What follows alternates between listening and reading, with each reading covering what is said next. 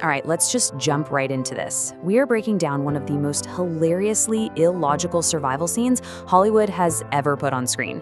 I mean, we're talking chainsaws, giant crocodiles, and honestly, some of the absolute worst decision-making in cinematic history.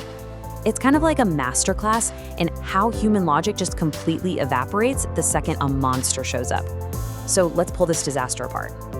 Okay, so picture this. You're completely lost in the woods, right? Your adrenaline is just absolutely through the roof, and you suddenly realize you are actively being hunted by a giant prehistoric crocodile. It is a literal, actual life or death scenario. Every basic survival instinct you have should be taking over. So, what's your immediate plan of action? Well, if your answer was stop dead in your tracks to argue about your ex-boyfriend, then hey, congratulations, you'd fit perfectly into this movie. Our protagonists here, yeah, they aren't exactly sweating their place in the food chain. Instead, they are completely laser-focused on high school drama. And honestly, it brilliantly sets the tone for the absolute absurdity we're about to look at. But before we even get into the relationship drama, we run head first into this classic cinematic trope. Imagine you're in a blind panic. You suddenly need to operate heavy machinery to save your life, like, say, a chainsaw to fend off a literal monster. Well, there's a golden rule in the Hollywood universe for this exact situation. You just hit the red button. When one character frantically asks how to turn the thing on, the logic they get back is, well, entirely bulletproof. It's always the red button, right? There's zero time to read instruction manual, and let's be real, you don't need one anyway. In Hollywood, when you're in doubt, the red button is just this magical ignition switch that solves everything. Boom, mechanical crisis averted. So with the whole heavy machinery problem momentarily handled, the nightmare just keeps going. The group realizes they've been wandering in circles for like over an hour. They have absolutely no idea where their camp is. The tension is sky high, and then mysterious gunshots start echoing through the trees. Let's just take a quick second to review their brilliant survival strategy here. Step 1. Get hopelessly lost in the woods. Step 2, hear mysterious gunfire in the distance. Now, common sense is screaming at you to run the other way, right? But step 3, they decide the best possible course of action is to walk directly toward the active crossfire.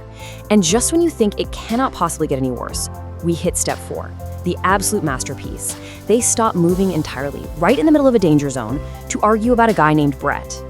Thankfully, at least one person in this group still has a tiny shred of sanity left.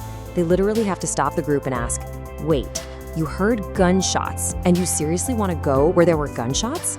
It is so refreshing to hear. It's almost like the voice of the audience got trapped inside the movie, practically begging for a single ounce of logic, while everyone else just marches happily towards certain doom. And that brings us to the true, undeniable climax of absurdity in this whole scene. They aren't running from the giant crocodile anymore. They aren't running from the mysterious shooters either. No, their frantic march to survival comes to a complete grinding halt because one of the girls, Tara, has a full-blown emotional breakdown. And get this, she isn't crying in terror about being hunted. Nope, she's refusing to move because of her cheating boyfriend. I mean, just think about how wild these priorities are for a second. On one hand, you have immediate, physical, mortal threats. We're talking giant crocodiles, rogue chainsaws, lethal gunfire echoing through the woods. And on the other hand, the pressing fear that Brett might be cheating with a college freshman. It's honestly fascinating how completely this teenage drama has hijacked their basic, biological will to live. This finally leads to a brutal, desperate intervention. Tara's friend, who, actually wants to live to see tomorrow, just snaps.